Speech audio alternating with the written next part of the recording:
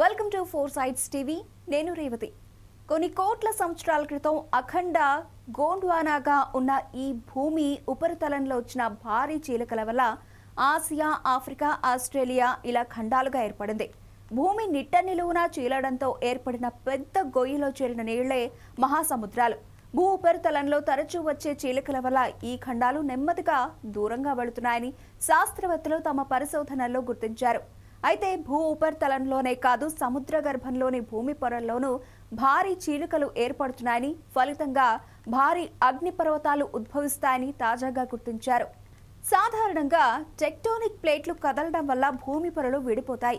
ఆ విడిపోయిన భూఫలకాల కొనలు పరస్పరం ఢీకొనడం, రాపిడి జరగడం వల్ల అగ్నిపర్వతాలు పుట్టుకొస్తాయి. కానీ భూగర్భంలో పొరల మధ్య జరిగే ఘర్షణ వల్ల ఏర్పడిన చీలికల కారణంగా కూడా అగ్నిపర్వతాలు ఏర్పడి కోట్ల సంవత్సరాల పాటు క్రియాశీలకంగా ఉండే ఛాన్స్ ఉందని తాజా అధ్యయనంలో వెల్లడైంది.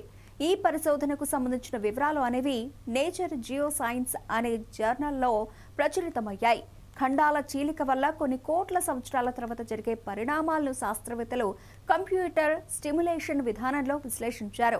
ఏదేమైనా కూడా విచ్చలవిడిగా వనరుల విధ్వంసం కావచ్చు, ఇష్టం వచ్చినట్లు భూమి లోపల నుంచి చమురు సహా ఇతర ఇంధనాలను వెలికి తీయడం కావచ్చు, ఇలా ఎన్నో రకాల కారణాల వల్ల కూడా భూమి లోపల చీలికలు వస్తున్నాయని నిపుణులు అభిప్రాయం వ్యక్తం చేస్తున్నారు.